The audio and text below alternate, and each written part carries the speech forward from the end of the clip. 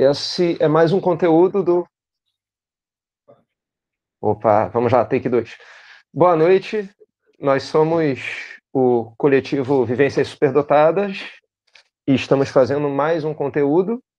O nosso objetivo é trazer relatos em primeira pessoa de pessoas identificadas com altas habilidades ou superdotação. Estamos no YouTube, no TikTok, no Instagram e também agora temos uma comunidade de WhatsApp, porque estávamos muito desorganizados com um grupo só e fizemos uma comunidade e continuamos desorganizados, mas estamos tentando. Hoje temos um convidado muito especial aqui, parceiro Luciano Santabrígida. O Luciano, a gente vai tratar muito do assunto arte aqui, mas arte como uma ferramenta para promover saúde, para promover bem-estar. Eu acho que esse é o foco. O quanto a arte pode ajudar nós, pessoas neurodivergentes, a lidar melhor com as coisas, a lidar melhor com a gente mesmo, etc. Luciano Santabrígida, ele escreve poesia e ficção em diferentes gêneros. Sua arte tem influência da cultura amazônica, em especial do Nordeste do Pará, onde ele nasceu e viveu até 25 anos. Ele é graduado em jornalismo e pós-graduado em ciência de dados. Atua com desenvolvimento de software desde 2008. No tempo livre, ele tem desenvolvido estudos de inteligência artificial para democratizar essa tecnologia através da publicação de código aberto de solução para a geração de imagem e texto alinhados à cultura brasileira. E eu diria que também que ele é um excelente músico multi-instrumentista, e eu já li alguns poemas dele na coletânea Poetês, que é de poetas superdotados, e eu acho muito bacana, tenho os 2 volumes aqui, super recomendo. Diz aí, Luciano, como é que você está, cara? Tô bem, obrigado, Beto, pelo convite. Para fins de acessibilidade, né, para autodescrição, eu sou um homem de pele clara, uso óculos, barba, e estou vestindo uma camisa vermelha, que é a bandeira do Pará. E atrás de mim tem uma estante com livros. E um violão. Vários instrumentos também, sanfona, violão, fica tudo no meu home office, no meu escritório, que é no meio da sala. Eu preciso fazer a minha audiodescrição também, já que você fez. Mas é importante mesmo. Eu sou um cara moreno, estou com a barba muito grande, e eu estou com o cabelo grande, solto, e eu uso uma tatuagem, eu tenho uma tatuagem de lua crescente enorme na testa, e ao fundo está uma cortina branca na janela. Bom, vamos lá, Luciano. Vamos começando falando da sua vida. Cara, o que na sua vida, em algum momento, te deu bandeira de que você poderia ser neurodivergente? Quem levantou essa suspeita, na verdade, foi a mãe da minha filha. Vocês talvez ouçam ela gritando aqui ao fundo, que ela está jogando aqui do meu lado, brincando. Então, faz parte de ter criança em casa, um pouquinho de gritaria. E aí, certo dia, como ela é professora, ela lida com muitas crianças neurodivergentes e sugeriu que eu procurasse uma psicóloga para poder entender melhor se realmente tinha alguma neurodivergência, né, para ter uma melhor compreensão do que seria. Isso você já tinha quantos anos? 28, 27 ou 28 anos. Já foi na idade adulta já. Então não foi durante a infância ou adolescência, eu não tinha consciência da possibilidade de uma neurodivergência. E fui passando de psicólogo em psicólogo, passei por uns 4 ou 5 psicólogos diferentes até ser encontrado por uma pessoa aqui de Brasília que também é HSD e tem um grupo de WhatsApp que estava construindo na época sobre jovens, a HSD e me convidou para participar, porque era uma das possibilidades que eu estava investigando. E aí, nesse grupo, em contato com as pessoas lá, e as vivências, as comparações,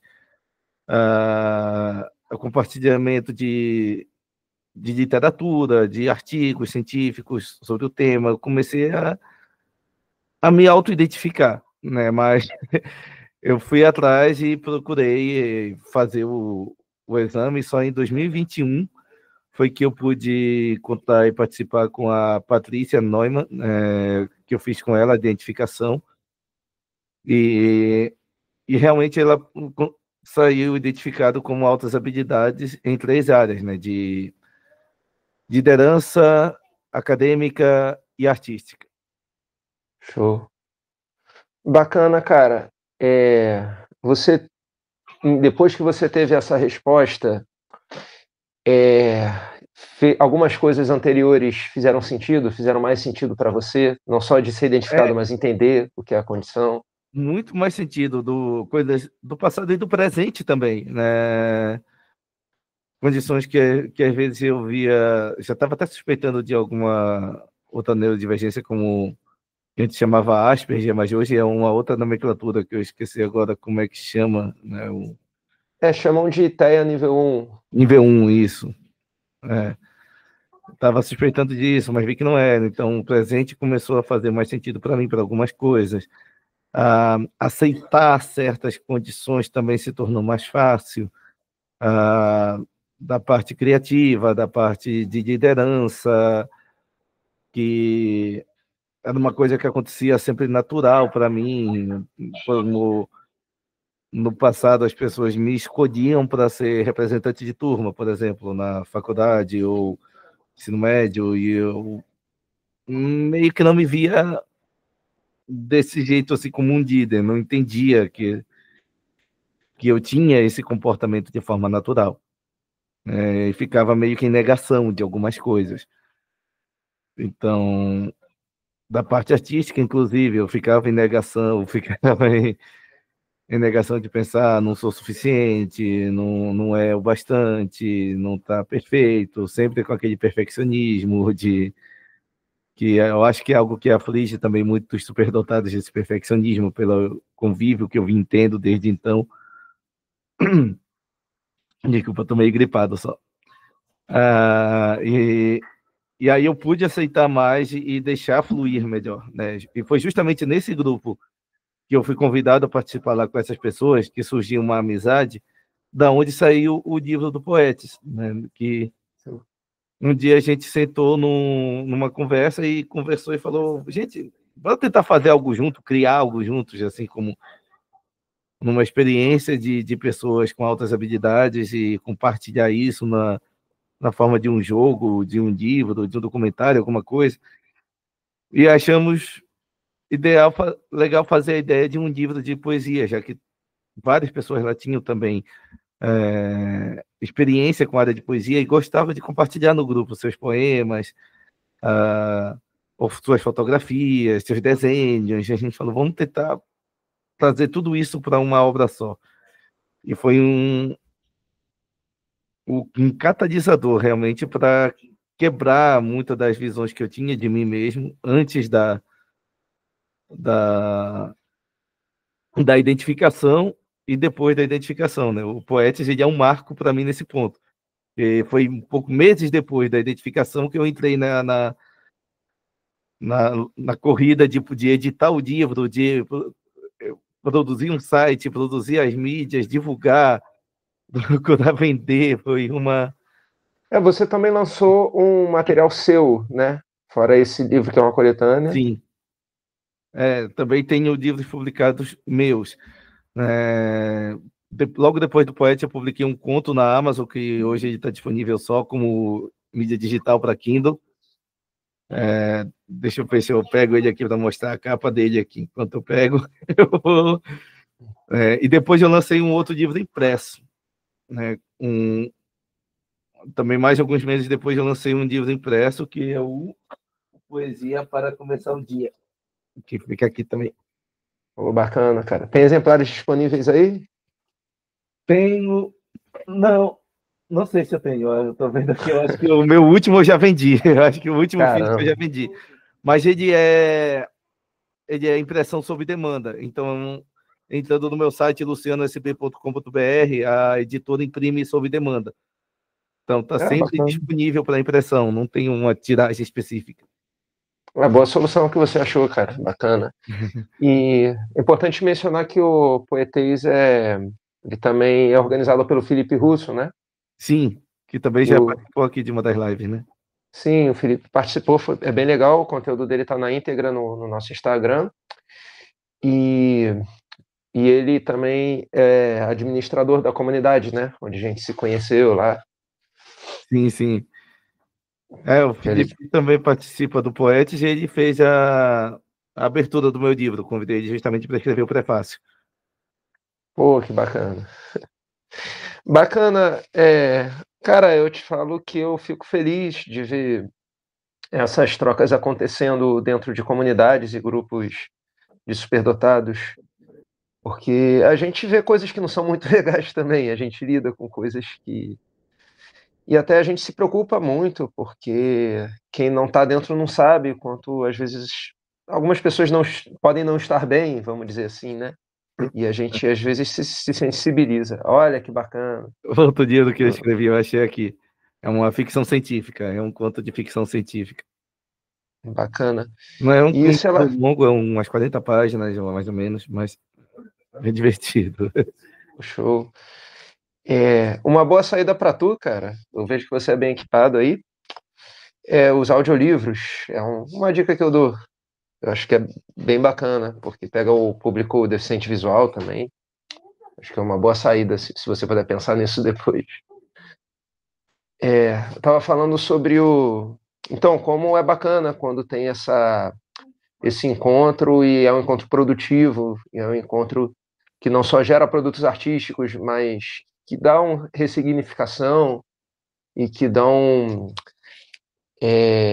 não só acolhimento, mas também, no caso, esse processo de fazer o livro também te ajudou a se aceitar, a aceitar sua condição, e também participar de um coletivo poético. Isso aí que eu quero dizer, né? Sim, Que eu sim. vejo. E nesse ponto eu diria que a arte ajuda, né? Tanto a ressignificar quanto no autoconhecimento, e tem um grande potencial nisso, assim. A arte ajuda porque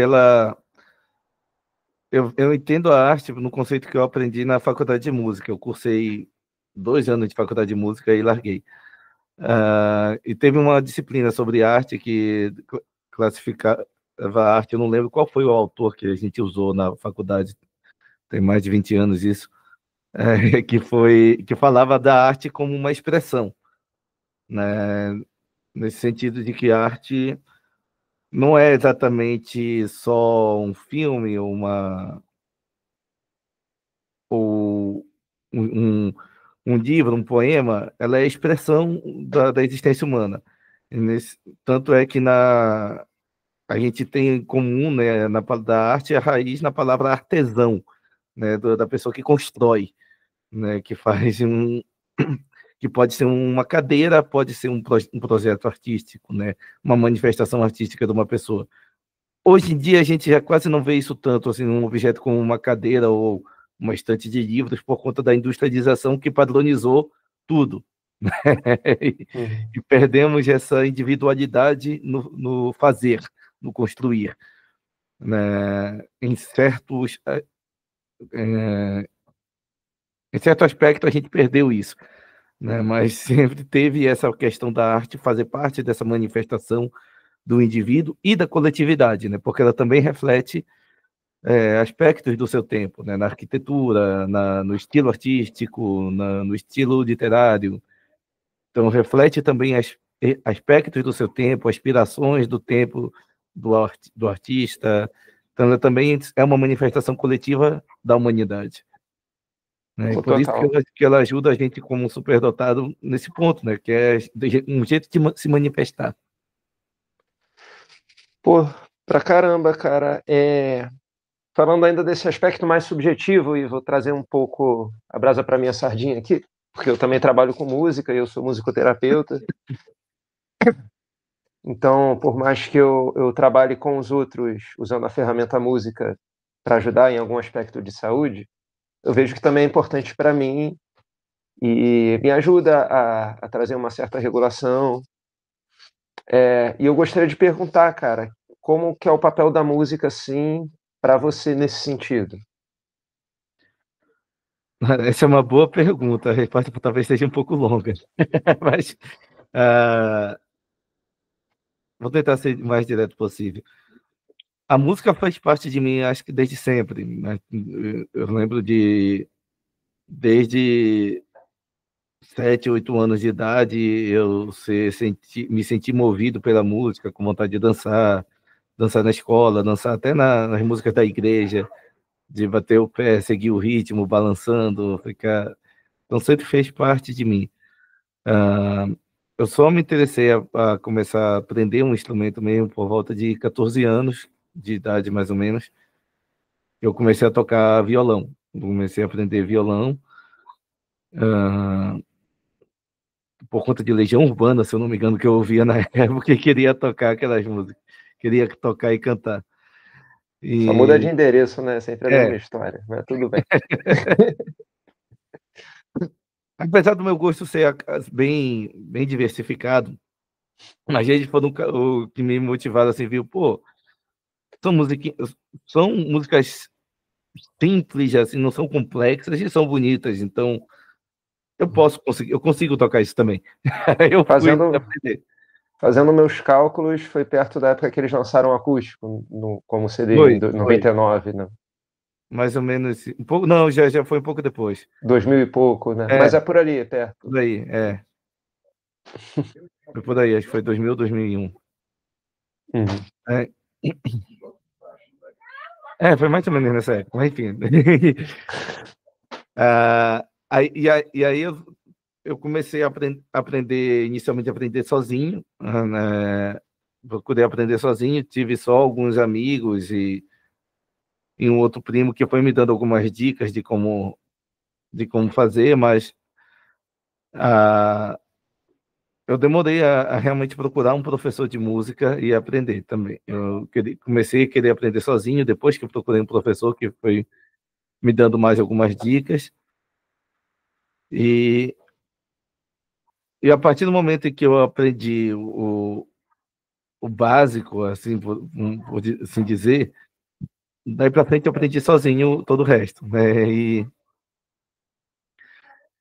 o professor me ensinou a ler cifras, eu peguei e vi, beleza, vamos daqui para frente. Nessa época já tinha muita coisa na internet, né?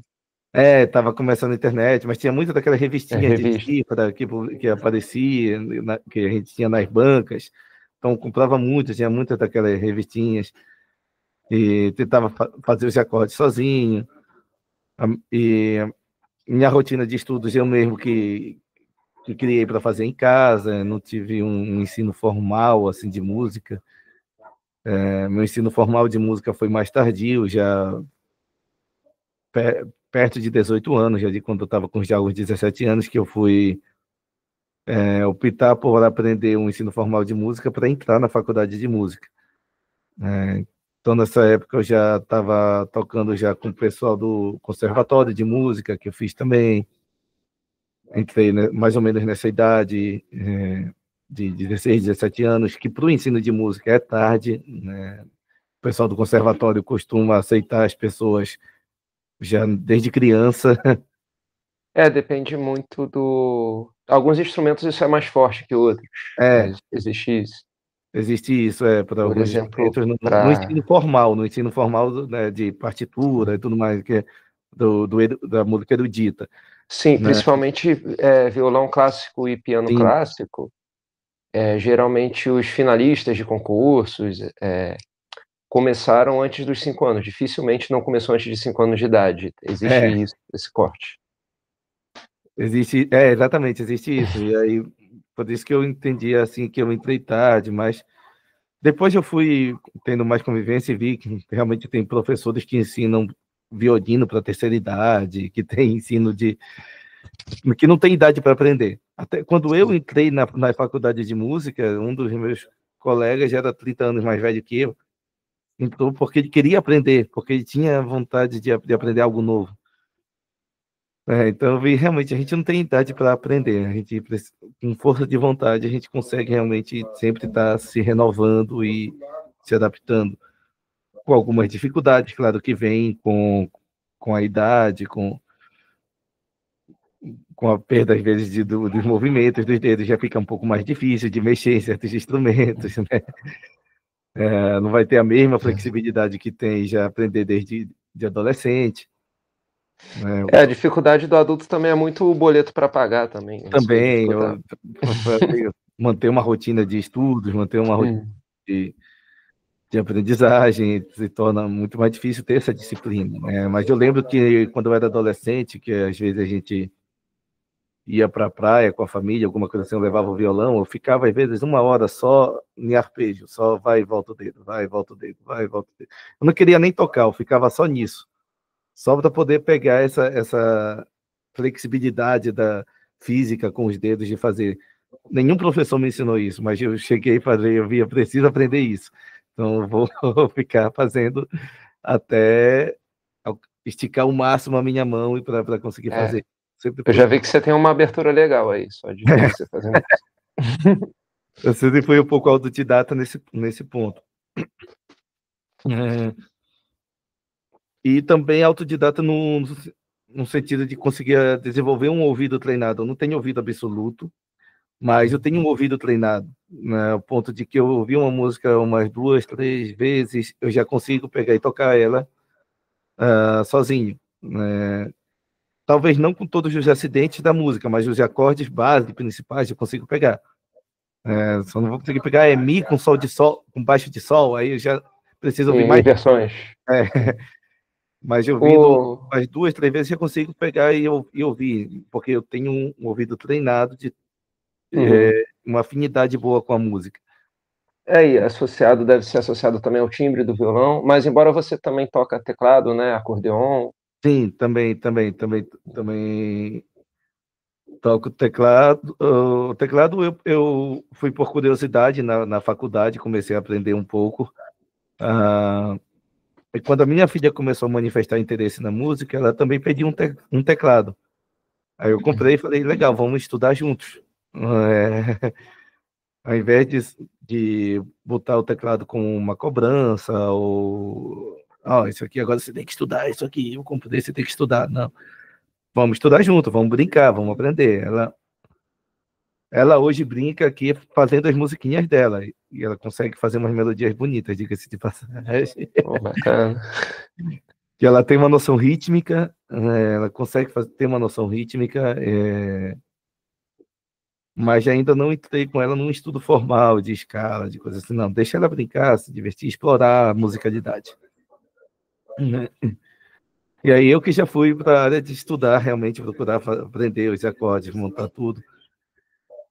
E mais recente, esse ano, que eu peguei outros instrumentos, por conta de um burnout que eu tive, então passei por um período difícil, de crise de ansiedade, e a música serviu para mim como uma terapia. Fez parte da terapia, mas acho que foi a melhor parte de toda a terapia durante os últimos meses, foi justamente a música, em que eu aprendi a tocar o ukulele. Bacana. Também aprendi a tocar sanfona, que está aqui atrás da minha sanfona. Show. Cara, bacana. É importante mencionar que você não teve o diagnóstico de transtornos, você não está na característica de dupla excepcionalidade, mas você tem questões com ansiedade. Isso é de agora ou isso já vinha de antes? Isso a gente está em investigação ainda no processo terapêutico, né? Mas ao que tudo indica já vinha de antes. E o que aconteceu agora foi um catalisador de limite, ao chegar no limite das crises emocionais. Aquele autor do livro Inteligência Emocional, eu sempre esqueço o nome dele, acho que é Daniel alguma coisa. Daniel Goleman, alguma coisa assim. Acho que é. Não lembro. Ele chama isso Se alguém de... souber, bota no chat. pode botar no chat. Se tiver dúvida também, pode botar no chat. Se quiser complementar, fica à vontade. Eu estou de olho aqui. E que ele fala num dos capítulos iniciais, ele chama isso de sequestro emocional, né? Quando o sistema límbico sai do controle e toma conta do racional, toma conta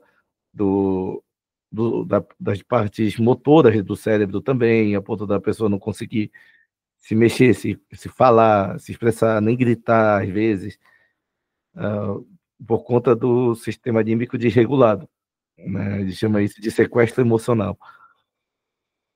Você Era tinha mais esse sintoma? tinha. Era algo mais ou menos assim que acontecia, Aí era interpretado como depressão, algo assim? de Ou... ter consciência de algo errado e não conseguir agir, não conseguir expressar, não conseguir falar o que eu sentia direito, né? Aí nesse ponto porque a música me ajudou bastante, mas é pesado falar a respeito disso, mas Cara, exponho que você se sentia à vontade para expor, tá? eu Isso aqui até não é um cheguei a confessionário, não. suspeitar na época de influência da Covid, porque tem um estudo recente do Ministério da Saúde que correlacionou pós-Covid, né, Covid longa, com um aumento de depressão e crise de ansiedade na sociedade brasileira.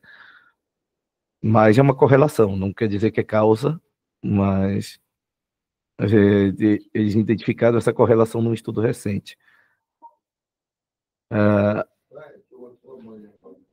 E aí eu cheguei a levantar essa hipótese, mas a gente não conseguiu realmente aprofundar, então não sei se teve essa correlação comigo. Mas o que realmente eu posso dizer que realmente tive esses sintomas aí do sequestro emocional, que está descrito no livro Inteligência Emocional. É uma leitura boa, recomendo bastante a leitura do livro. E aí eu tive que tirar esse período para poder me compreender melhor, né? Fazer algumas leituras.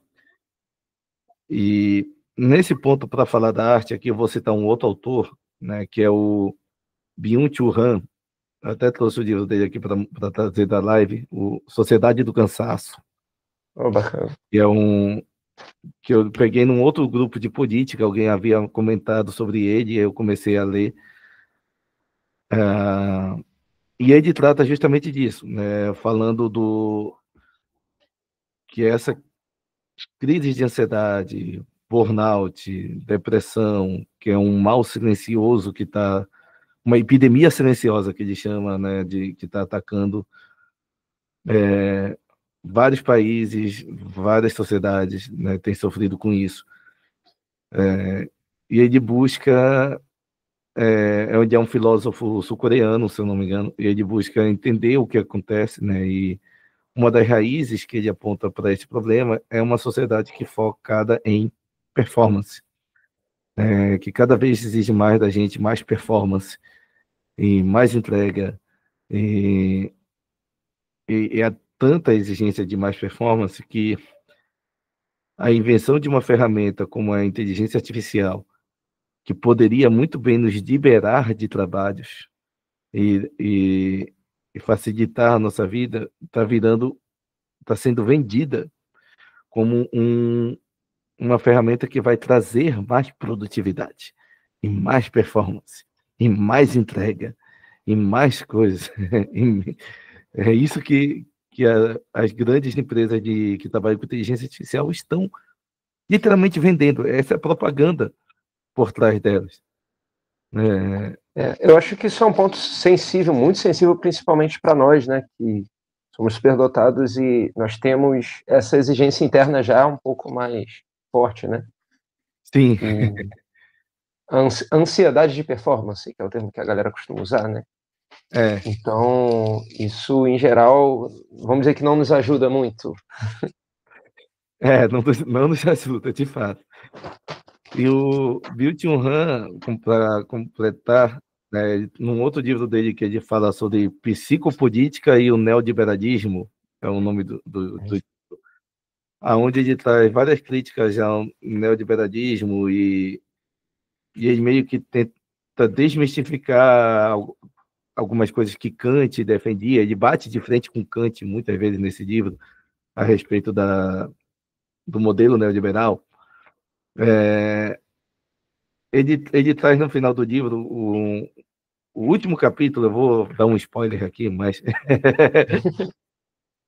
o último capítulo ele traz meio que uma defesa de uma saída para esse modelo de exploração exacerbada da performance do indivíduo, que é a idiotização. É a gente se tornar cada vez mais idiota. Ah, boa saída. Idiota no sentido de não conhecer, de reconhecer que eu não sei tudo, eu sou uma pessoa que está aqui para ter que como é que é o termo que ele usa aqui, que eu até tinha marcado aqui.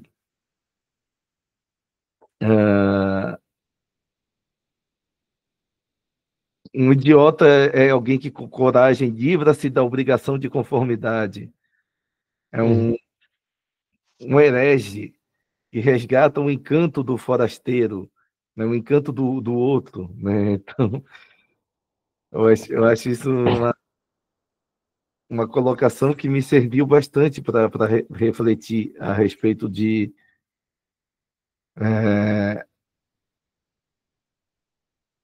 que é algo que a gente precisa mais contemplar e menos só viver em busca dessa performance, já que até o entretenimento virou performance hoje em dia.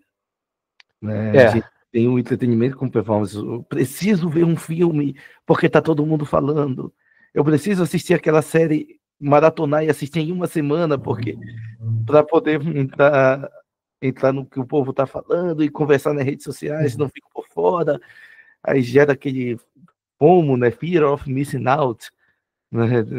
Hoje, tudo isso, o próprio entretenimento é uma performance.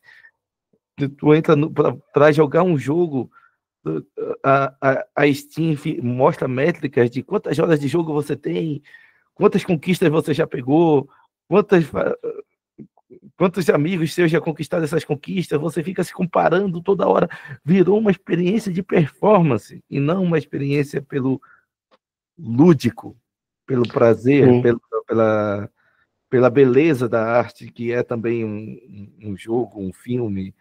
Então, esse convite para ser idiota, eu acho que é muito importante me abrir os olhos para abraçar mais profundamente a música como terapia. Bacana, cara. É legal que você percebe Você tem consciência dos seus sintomas, do seu quadro e percebe também, para além disso, né? O que no seu tempo, na sociedade que você vive, pode estar causando isso, né? E também a criatividade de buscar ferramentas, que está o fator protetivo, né, da superdotação também, que nós conseguimos muitas vezes criar algumas estratégias que nos beneficiam, né? E no seu caso isso tem muito a ver com a música. Você tem mais algum sintoma além do que você mencionou, que com relação à ansiedade, que você gostaria de falar? Antes de falar dos sintomas, só para complementar isso, que realmente, no meu caso, tem muito a ver com a música, mas a gente pode ter isso manifestado de várias outras formas, né? Quem estiver assistindo a gente vai se identificar com outras maneiras de se manifestar artisticamente, ou mesmo de ser idiota somente na contemplação da arte, né? De parar para ouvir uma música, ou parar para assistir um filme, jogar um jogo e se deixar imergir, sem se preocupar com essa cobrança toda externa, né? Que é um movimento que é cada vez mais difícil a gente fazer, mas é importante desligar o celular e ler um livro, desligar o celular e assistir um filme, desligar o celular e assistir uma série, realmente, para não ficar naquela correria toda. Ter um foco para aquele momento é importante. Com a música, ainda que eu consiga ter esse foco, para mim foi mais terapêutico fazer música, criar, tocar um instrumento, fazer música foi muito mais terapêutico do que isso. Dos sintomas de ansiedade, além de como eu falei, eu tive alguns momentos de imobilização, realmente, de não conseguir nem levantar da cama alguns dias, né? De demorar para conseguir levantar da cama, na verdade, porque eu sentia Como se o se o dia corpo todo fosse pesasse ruim. corpo pesando uma tonelada. Foram coisas difíceis de lidar, mas consegui lidar e aprender a lidar com isso. Não é que seja necessariamente uma cura 100% de dizer, eu estou livre disso. Não, eu estou tentando ainda fazer esse desenho, ainda não consegui desenhar isso de uma forma bem clara, eu estou tentando fazer isso como forma de pintura digital, que é como eu enxergo a ansiedade, né? Que é como se ela estivesse batendo numa porta querendo entrar, mas eu preciso colocar várias outras portas na frente, cada uma com um cadeado diferente, que são as estratégias que eu aprendi na terapia. Então, a ansiedade está ali querendo entrar numa porta e ela vai bater na porta, mas antes dela chegar até mim me dominar, preciso reconhecer se é um medo real ou irreal, preciso reconhecer meus pontos fortes, meus pontos fracos, preciso reconhecer que eu não estou sozinho, que tem uma rede de apoio, preciso reconhecer as causas do que está causando essa ansiedade, se é individual, se é coletiva, de onde vem. Então, trazendo à tona tudo isso, cria bloqueios que a ansiedade não consegue atravessar todas essas portas. Ela pode conseguir atravessar uma ou duas, mas não vai conseguir chegar a me dominar. Comecei até a pintar isso de uma forma, mas não consegui chegar ainda num ponto que isso seja ilustrado. Hoje, mais cedo, né, num dos grupos, até um dos nossos colegas lá, o Edist, que compartilhou uma, um poema e uma música que ele fez sobre ansiedade, que justamente Ele fala mandou um joinha aí, mandou. Isso aí, cara. exatamente sobre isso, de ansiedade ser uma característica nossa que a gente tem que aprender a lidar, né? A gente não vai se ver simplesmente totalmente curado dela.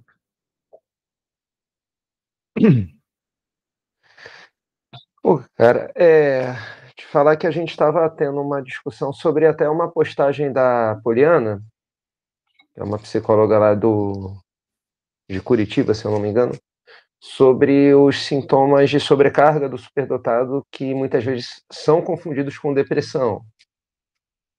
E muitas pessoas entram, nem sempre de maneira eficaz, numa medicação de antidepressivos, num diagnóstico equivocado, quando são características geradas pela própria condição, e esse entendimento é importante para uma boa intervenção, né? Você tinha comentado comigo sobre autolesivos também. Você quer falar sobre isso? Eu prefiro não no momento. Tá, beleza. Só eu salientar aqui, então, que é um quadro que eu também tenho, vamos dizer que eu tenho, e superdotados podem ter isso, é muito associado ao TEA, esse tipo de coisa. O TEA é um pouco ao trauma, mas superdotados também podem ter. E no meu caso eu vejo como uma solução para evitar, assim, me machucar, de sair sangue, eu pegar um violão e conseguir canalizar essa energia, né? Então, no caso, eu estou dando um exemplo porque é muitas vezes algo pontual. A música é uma arte performática, né? Então, para a lida com sintomas de ansiedade, é muito, vou dizer que é superior às outras artes, mas vamos dizer que a eficácia está em ser uma arte que acontece dentro do tempo. Então, eu acho que nisso está uma grande potencial, porque a música estrutura o tempo, né? Sim, faz muito sentido. Não é algo como. Ah, eu imagino que você escrever contos e escrever poemas também é muito bom, mas a música, para esse caso específico da ansiedade, eu imagino que tem muita força, né? E me ajuda aí se a minha leitura tá certa, assim. Faz muito sentido. Eu acho que é o sentimento que eu tenho mesmo. Nunca tinha, não tinha posto isso em palavras antes, mas faz muito sentido, porque ajuda a estar no presente, né? A gente pegar um instrumento e performar uma música, ou mesmo tentar compor uma música, você precisa estar com um foco muito forte no presente, né? E para executar bem, né? E cantar de uma forma gostosa, leve, você precisa estar com foco aqui no presente, no que está fazendo, né? Senão já soa um acorde de dissonante ali, já dói no ouvido, aquela coisa fica, não, não. Aí volta, bora voltar, bora fazer de novo. Né? Eu pelo menos sinto isso, né? Tem até acho que Esse é vários bem músicos difícil de lidar. têm essa. É o detalhe do detalhe do detalhe ali que, caraca, não. E assim, o detalhe importa. Aí, então, acaba voltando e repetindo várias vezes ali, tentando ficar É. legal. É, uma das músicas que eu mais toquei nesses últimos períodos, né, para lidar com a ansiedade, foi aí o Abacateiro, do Gilberto Gil, que, Show. que não é uma música fácil de cantar pelo tanto de sonoridade que a música tem, que ela tem um ritmo próprio de batuque no próprio poema, né? Abacateiro, acataremos teu ato, nós também somos do mato, como o pato e o leão. Ela já dá um ritmo no próprio canto, no próprio falar das palavras, ela já dá um ritmo, então cantar ela não é tão trivial assim, é quase um. Ela é bem parecida com o Zeca Pagodinho, canta pagode também, que ele canta um canto sicopado, né? Não Sim. não é um canto é, lírico com notas que se estendem, é um canto já com um ritmo já no próprio canto. E O termo técnico é malandragem. é isso aí.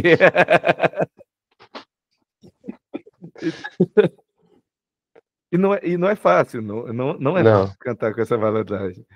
É, precisa realmente ter treino e ter essa malandragem intrínseca em si também. Nossa, eu repeti muitas vezes essa música até aprender a cantar ela sozinho, de frente do início ao fim, sem errar. Até porque os acordes não são complicados, são poucos acordes, mas mesmo assim, para aprender a tocar e cantar ela, e é uma música linda, eu acho demais bonita a música do tudo que. É, todo esse treino te traz, né, pro aqui e agora, imagino. Sim, aí traz para justamente pensar o agora, né? Entender o que é que eu estou tocando, o que é que eu estou fazendo, aí, e aquelas preocupações que ficam gritando no fundo da mente acabam diminuindo de intensidade, né? Já que o agora aqui tá mais forte, tá com uma vivência mais forte da música, da melodia, do instrumento, de sentir a vibração do instrumento. Uma das coisas que eu gosto de instrumento de corda é isso, é que a gente sente a vibração do instrumento aqui perto do corpo, dá para sentir. É. No violão, né, você sente aquele ressoar do fundo do violão, né? É uma das coisas que eu gosto, né? Apesar de até uma flautinha tem aqui também, mas, Ah, bacana. mas eu gosto do instrumento de corda por conta disso. É uma das coisas que me atrai bastante no violão e outros instrumentos. Show, cara. Queria te perguntar, fazer uma pergunta pontual sobre trabalho. Uhum. Você já chegou a trabalhar em regime assim CLT, de carga horária também? Já, Ou você tem dificuldade de se adaptar a isso? né, minha, A formato? Você tem uma dificuldade com formato de trabalho, algo assim? já Eu já tive uma empresa de marketing digital, já fui consultor no governo federal e atualmente eu estou como CLT, né? Mas eu fui ter carteira assinada, eu acho que só nos últimos 10 anos, mais ou menos. Ah, passei por duas empresas, né?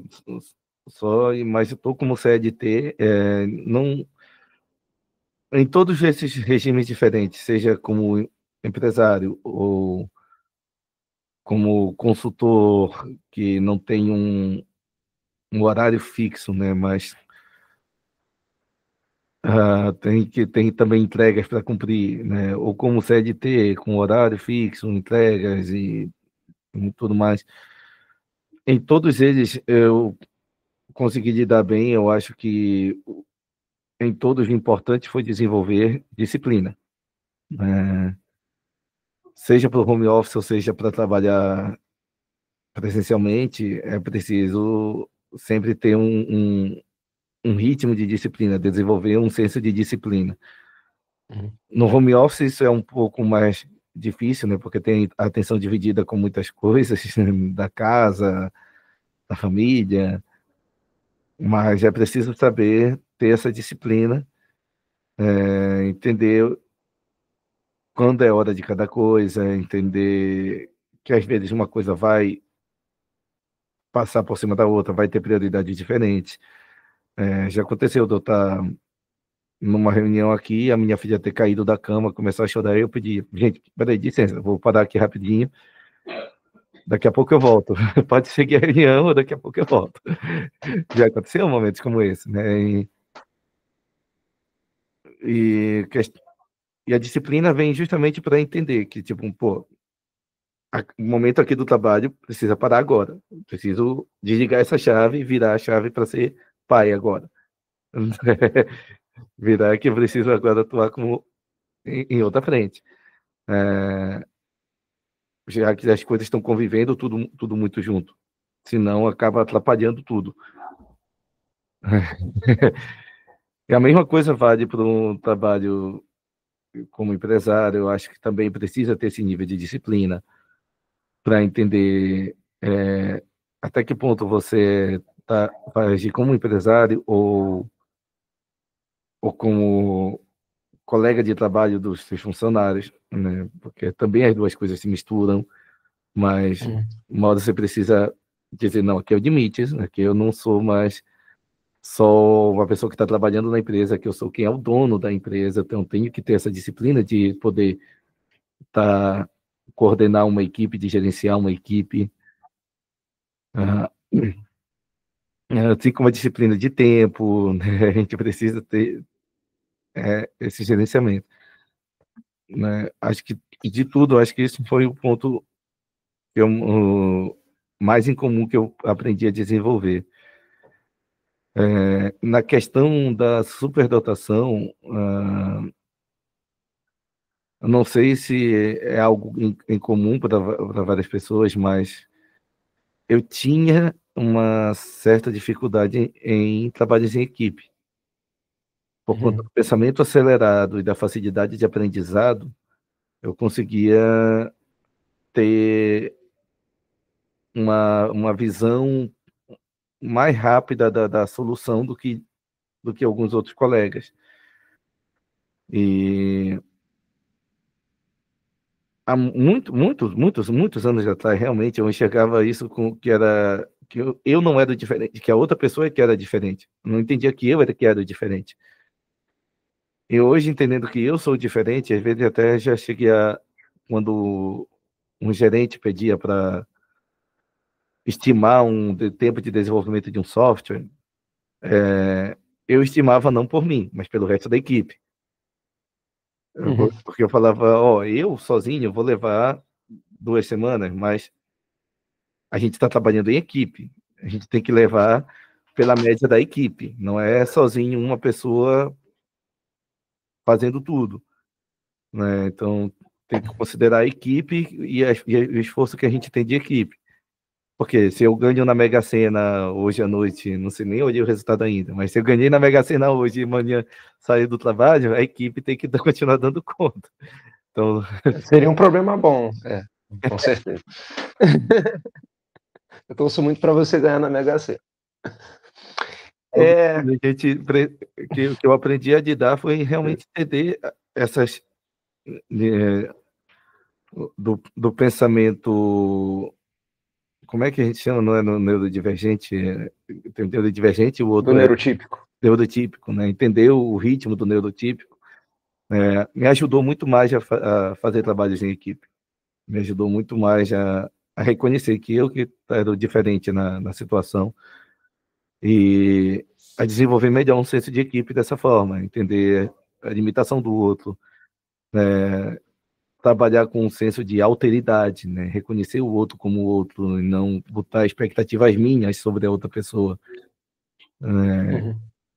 Isso eu demorei a desenvolver um pouco mais isso, mas hoje eu reconheço que realmente eu me sinto mais à vontade de trabalhar em equipe dessa forma. Inclusive no fazer musical, né? Que eu comecei a aprender muitos instrumentos porque eu estava com vontade de eu gravar tudo sozinho. Porque eu já vou criando uma música na cabeça, já pensando, isso aqui é legal, a sanfona tem que ser assim, a batida tem que ser assim.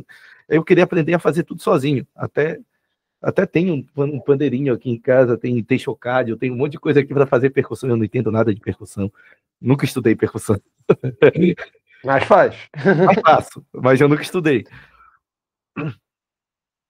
E aí eu queria gravar tudo sozinho e lançar tudo sozinho. Hoje eu já vejo que não é por aí o caminho.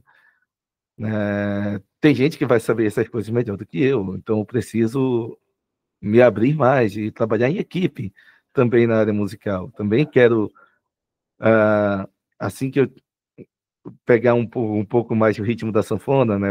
Eu quero para o ano que vem, o meu objetivo é procurar parceiros musicais para gravar junto, para compor junto, né? E lançar uma Bacana. música juntos, não fazer uma coisa só de dizer. Eu não vou te dizer que é tranquilo. Eu acho que essa relação interpessoal desafia muito a gente, né? E Desafia. eu lido muito com isso e a parte musical eu diria que é a parte boa, mas essa relação interpessoal de lidar com o grupo vai sempre ser um pouco desafiador, sabe? E a gente trabalha isso lidando mesmo. Eu falaria isso para você e eu falaria que vale a pena. É muito legal fazer essa ponte. A gente precisa de dar, né? Tem uns vídeos recentes no canal do Normose. Eu acho que ele é superdotado, aquele cara. Não. Sei que é, sei. Eu não lembro o nome dele, mas sei que é. Eu tenho minhas suspeitas por algumas coisas que ele traz no vídeo lá também. Que ele está tratando uma série só sobre alteridade, né? Eu acho que eu recomendo assistir justamente esse ponto sobre esse conceito de entender o outro como outro e não como uma extensão do eu, né? Bacana. E traz muitas reflexões de vários autores de recomendações que eu não lembro agora. Eu recomendo que assista lá também esses vídeos, né? Para entender um pouco mais, aprofundar essas leituras sobre alteridade, é a recomendação que eu deixo para a gente que tem essa vivência de altas habilidades, entender a nossa relação melhor com o outro. Cara, eu diria também, quando a gente tem essa identificação e vê, calma aí, tem uns 2, 3% da população que é mais parecido comigo em algumas coisas, e os 97%, 95% são muito diferentes. Então, isso te ajuda a ser um pouco mais tolerante, vamos dizer assim. E eu penso até, eu fico olhando para trás e pensando, será que eu ofendia muito as pessoas? Será que eu era muito intolerante com as pessoas? Será que eu cobrava muito que as pessoas tivessem o mesmo funcionamento, o mesmo engajamento que eu, né? E mas não dá para voltar atrás e corrigir isso. Tipo, se eu fiz besteira, já tá feito. Mas é esse raciocínio seu, né? De lidar com equipe, que é desafiador realmente, assim. Na música vai ser igual, cara. É, É isso que eu posso te falar. Mas, cara, tamo aí. Até se tu quiser fazer alguma parceria, eu tô aí também, tô contigo. Eu gostaria de te perguntar agora, vamos botar aí como uma vou das só dar um últimas abraço pra perguntas. rapidinho que tá saindo. Ó, oi. Cara, eu queria te perguntar o que que você está pensando em fazer assim daqui para frente? Quais são seus projetos? Você quer escrever mais? Você quer gravar coisas? Você quer realizar, implementar algum software específico? O que que você tem em mente assim? Tudo isso e mais um pouco? É Sei lá. tudo isso e mais um pouco. Eu tenho um Kanban que eu vou anotando todas as minhas ideias e eu vou colocando lá. Eu uso tanto o método Kanban quanto o método da matriz Eisenhower para definir os projetos que eu vou atuar. A matriz Eisenhower é aquela que é um plano cartesiano, né, com 4 quadrantes, onde tem o quadrante de urgente, mas não importante, ou não importante, mas é urgente, e que não é nem urgente nem importante, Pô, né? bacana. Boa estratégia, cara. Eu uso para classificar as minhas ideias, eu vejo isso é importante para mim realmente fazer, é algo que significa muito para mim, e tem uma urgência, tem um prazo para cumprir, é o que eu vou fazer primeiro, né? Então eu procuro olhar essas coisas assim. Tem coisas que são importantes, mas não são urgentes. São projetos que eu vou executando sem um prazo específico, né? Então são estratégias que eu uso para me organizar. Ah, atualmente com a música eu estou nesse ponto, né? É importante, mas não é algo Mas não, urgente. gente. Não tem um prazo para cumprir, não tenho nenhum contrato com gravadora que eu preciso entregar material, né? Então é algo que está importante, mas não urgente. E eu quero realmente fazer, né?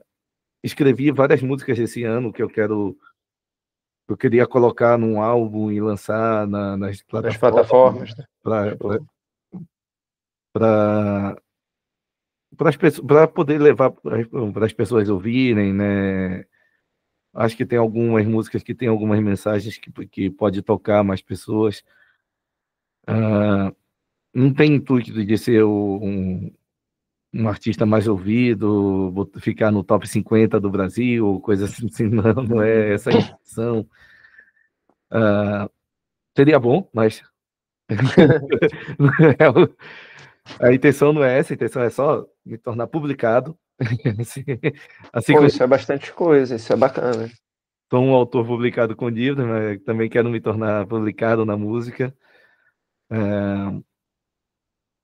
O que é um desafio, porque eu escrevi em é, vários estilos diferentes, né? Eu tenho um pagode escrito, eu tenho um carimbó, tenho um shot, eu tenho uma moda de viola, eu tenho vários estilos diferentes que eu gosto de explorar e expressar, porque eu acho que eles justamente são feitos para expressar coisas diferentes também, né?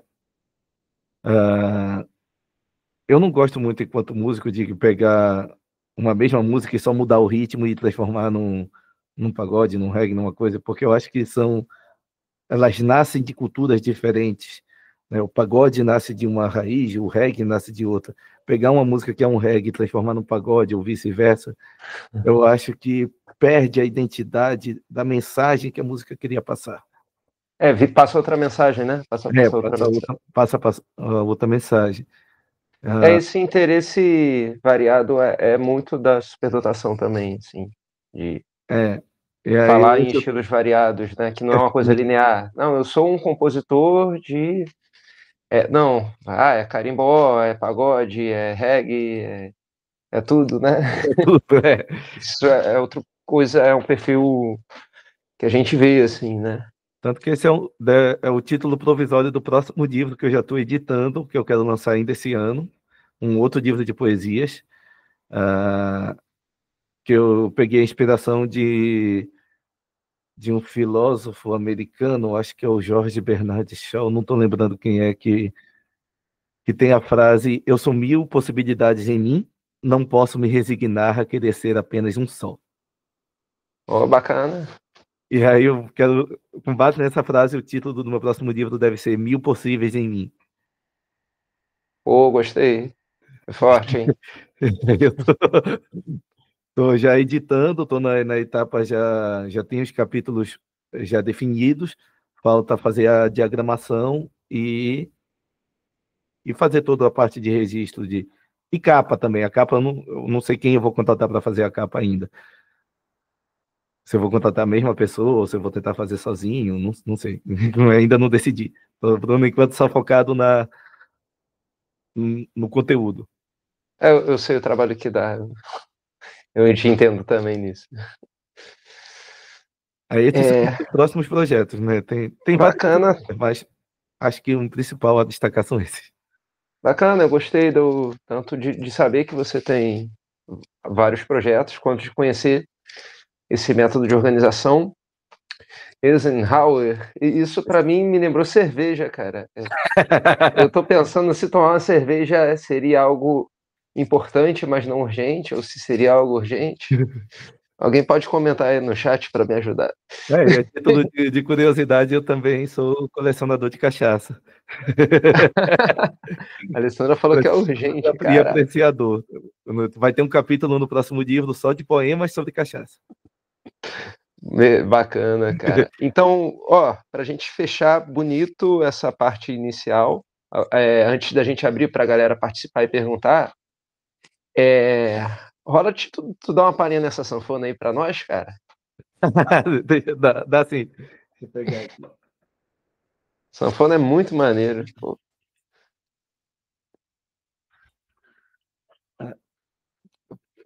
Pegar um pouco da sanfona aqui. Vou tentar botar a câmera para aparecer um pouco mais dela.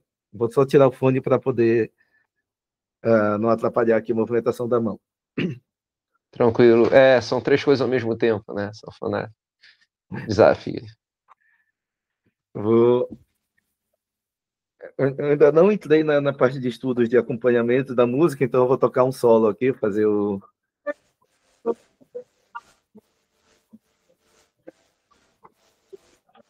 Errei. Vamos lá de novo.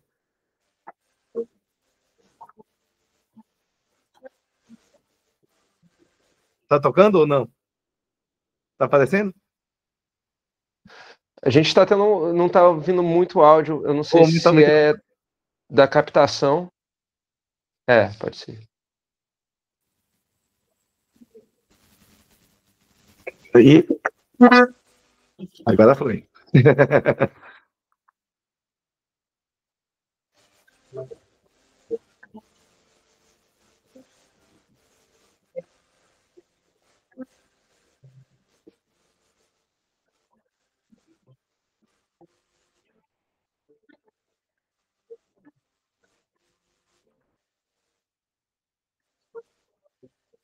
Errei.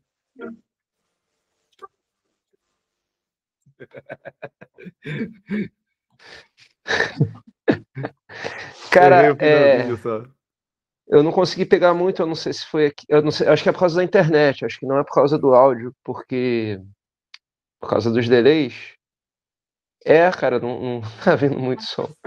Mas achei maneiro, assim, eu tô aqui com o meu ouvido interno adivinhando as notas. Tenta mais É uma muito... aqui. Acho que essa é a redução de ruído daqui do próprio coisa que atrapalha. Pode ser. Deixa eu A desativar Alessandra falou a que também não redução conseguiu de ouvir. ruído do Meet. Cancelamento de ruído. Acho que ele não pega. Agora foi. Agora pegou. Aí dá pra. Eu tinha tocado, era Vida do Viajante. Faz de novo aí agora, então, vai lá.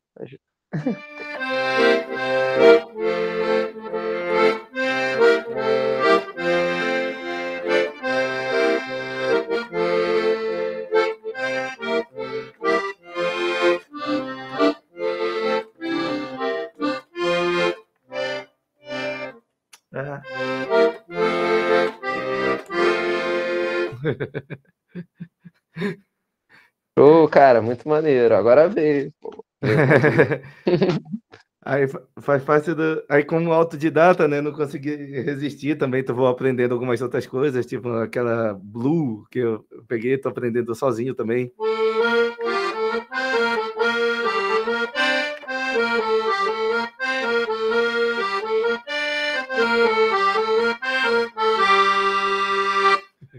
Oh, maneiro. Aí tô Muito bonito, pegando som. música Som de eletrônica na sanfona. sanfona, tô tentando tirar rock na sanfona, tocar. É maneiro, cara, muito legal. Muito maneiro. Vamos lá, gente. Então, nosso sanfoneiro aí, Luciano. Vamos abrir agora. Se vocês quiserem perguntar alguma coisa, levantando a mão aí, para falar com o nosso entrevistado. Um de cada vez, por favor. Opa, where's Kidei? Abre seu mic aí, cara. Fala aí. Opa, boa noite aí para vocês. Boa noite, irmão.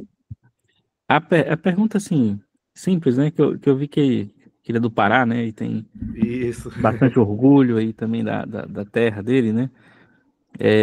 Eu sou meio um vizinho aqui, da Bahia, né?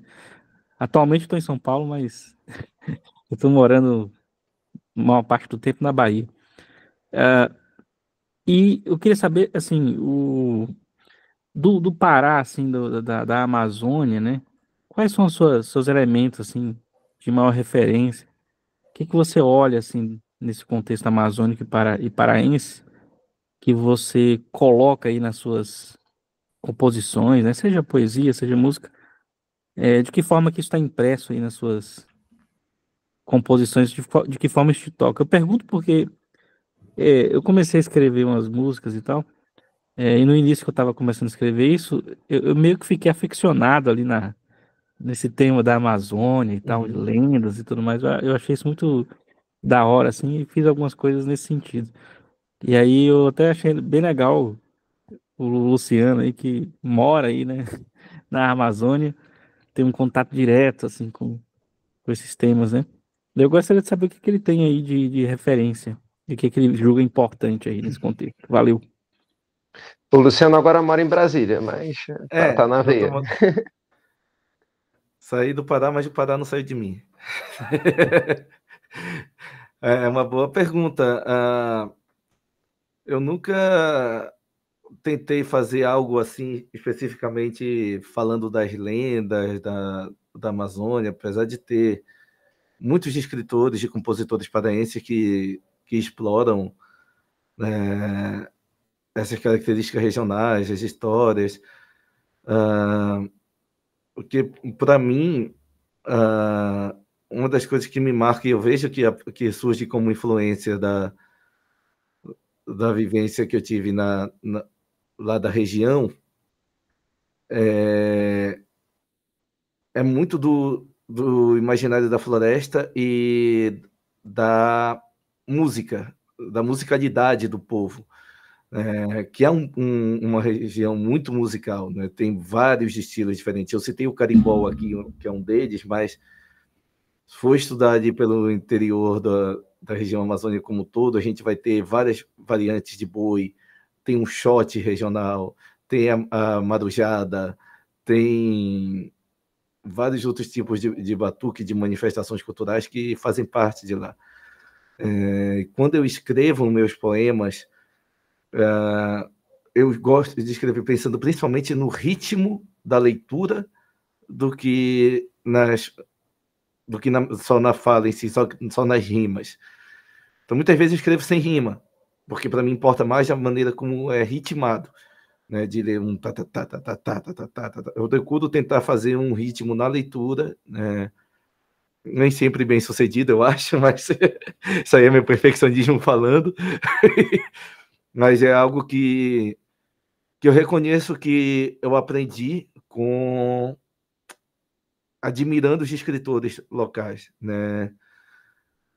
De tentar trazer essa musicalidade, essa questão do próprio batuque indígena de lá da região. No meu livro atual aqui que eu publiquei, né? O Poesia para Começar o Dia, tem um capítulo que é... Um capítulo não, um momento no livro de algumas poesias em que eu estava já passando por um momento de ansiedade. Na época eu não reconhecia como tal.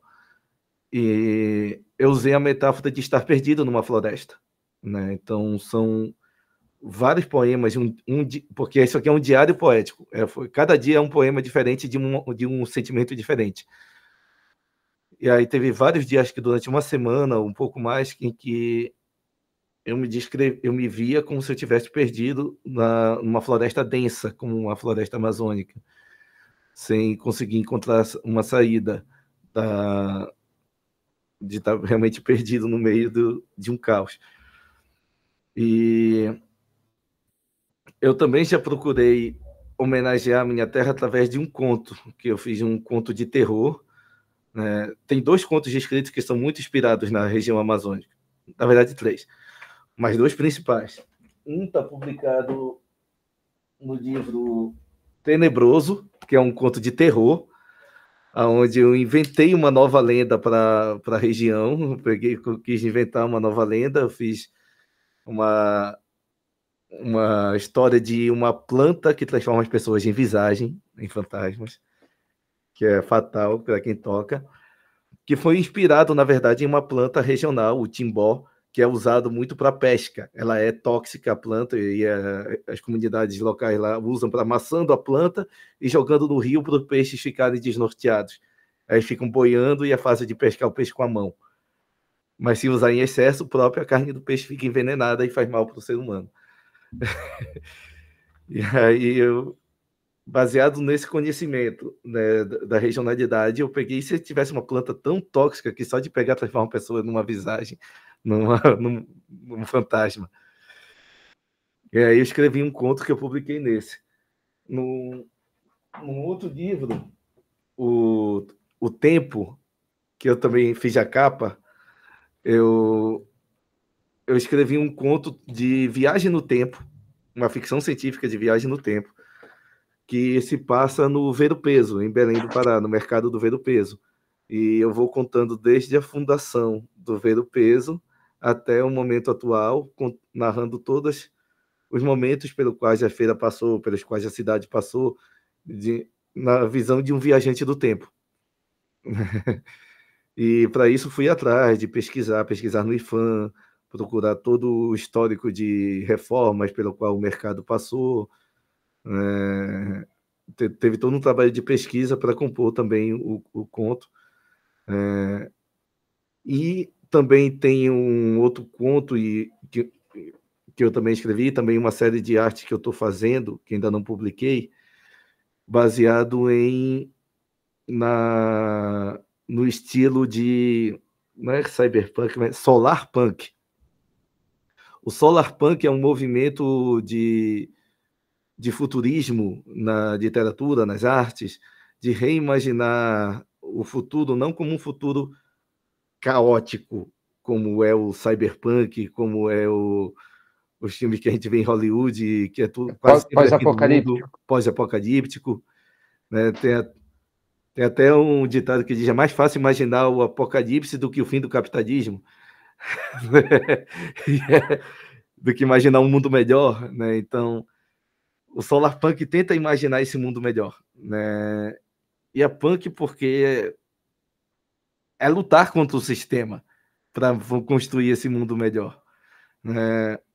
E um dos livros que me inspira até nisso daí, não é lá da Amazônia, mas está aqui comigo também, a leitura do Ailton Krenak, porque dessa questão de a vida não é útil, né? Que é a filosofia dos povos originários daqui do Brasil são muito importantes também, eu acho, para compor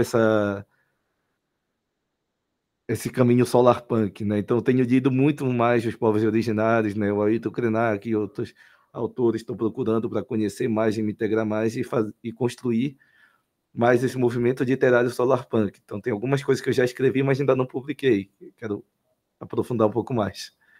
Oh, bacana. Tu tem muita coisa impressa, então, publicada?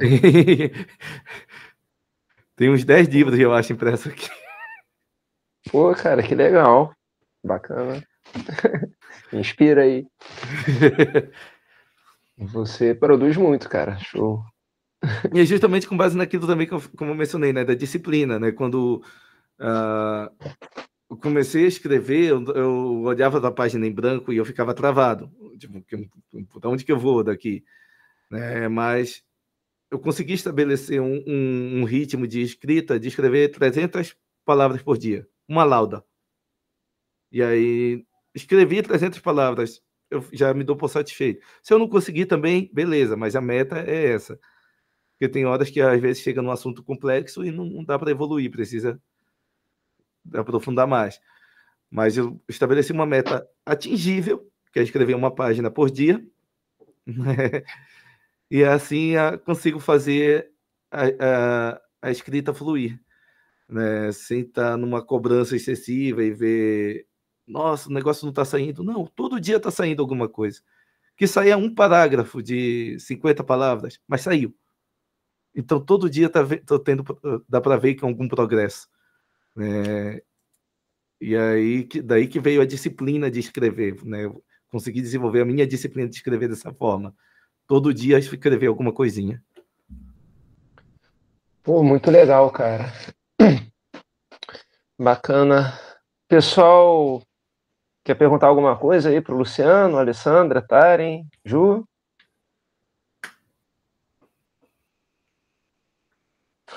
Só tirar a sanfona aqui que pesa. Tira aí. É, eu sei. Não dá problema na coluna.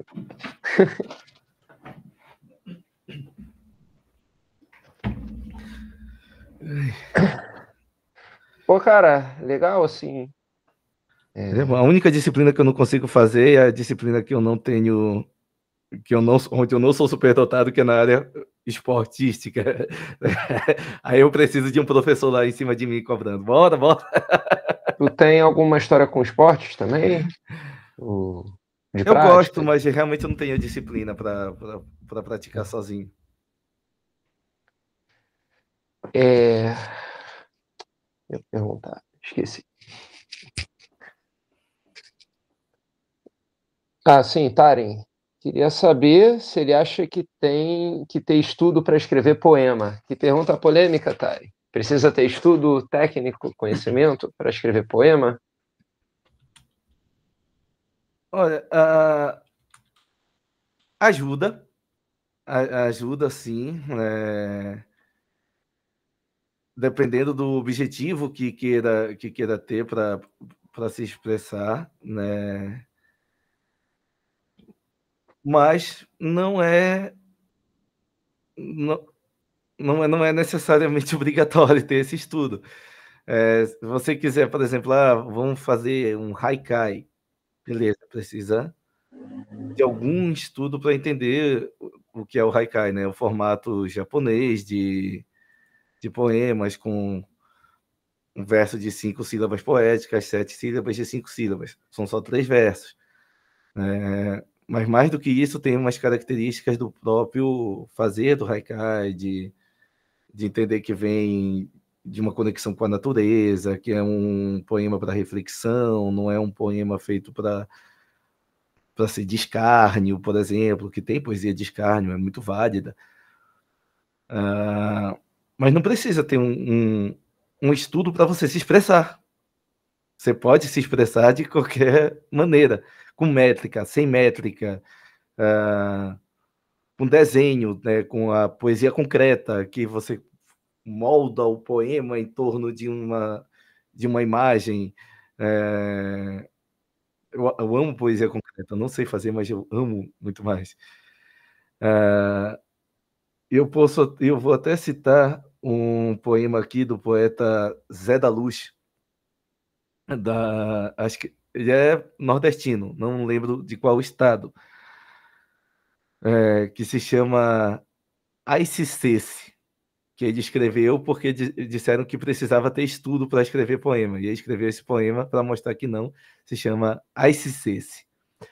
Se um dia nós se gostasse, se um dia nós se queresse, se nós dois se empareasse, se juntinho nós dois vivesse, se juntinho nós dois morasse, se juntinho nós dois dormisse, se juntinho nós dois morresse, se para o céu nós já subisse, mas, porém, se acontecesse de São Pedro não abrisse a porta do céu e fosse te dizer qualquer tu disse, e se eu me arriminasse e tu com eu insistisse, para que eu me resolvesse, e a minha faca puxasse e o bucho do céu furasse, talvez que nós dois ficasse, talvez que nós dois caísse, e o céu furado arriasse, e as virgens todas fugisse.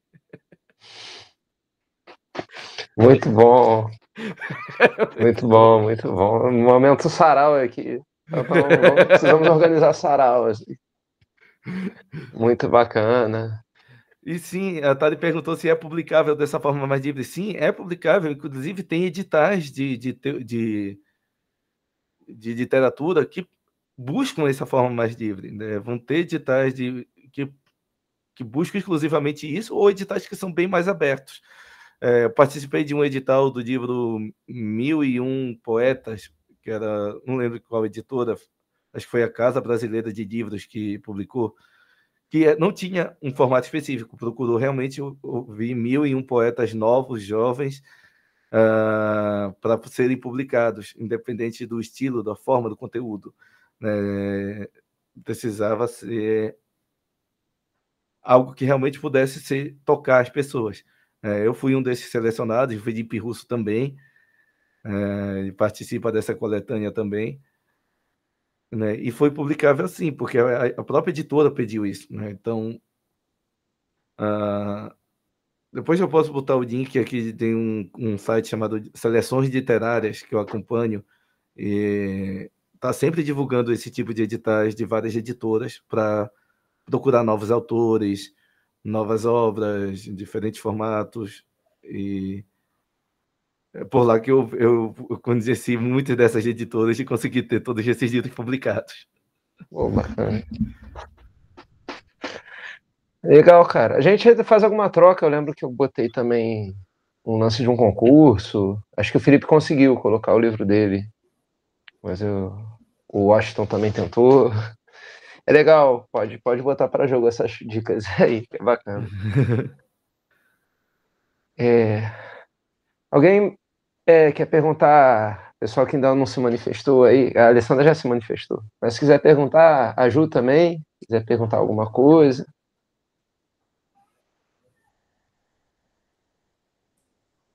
A Ju tá tímida, eu acho, hoje. Tudo bem. A Ju é minha namorada, convidei ela para assistir também, que ela é de Minas, né, que tu falou?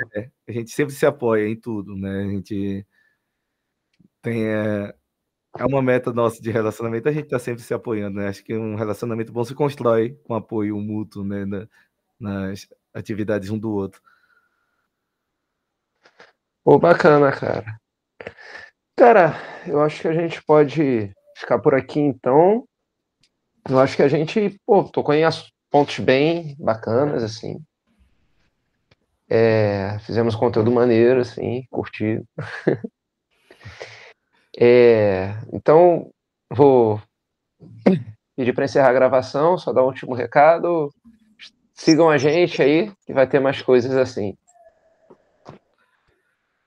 Tari, quer falar alguma coisa, Tari? Não. Eu só abri o microfone para me despedir quando for a hora. Tá, para encerrar, só deixo o recado, né, para se manter curioso, né, se manter idiota, né, como a gente falou, né, e não ter medo de se expressar. Gente. Acho que a expressão artística é útil, né, para a gente como ser humano, é importante para a gente como ser humano ter essa se manifestar artisticamente, seja na poesia, na pintura, na dança, num jogo de videogame que queira construir. Tem muito jogo artístico aí que eu acho maravilhoso, que para mim vale mais do que muitos jogos que custaram milhões de dólares para fazer. Então, meu recado é esse: se mantenha idiota e para se expressar melhor e poder contemplar melhor aquilo que eu gosto de chamar da beleza assustadora do infinito. Bacana, cara. Terminou muito bem. Para a Parando a gravação gravação. e a gente se despede.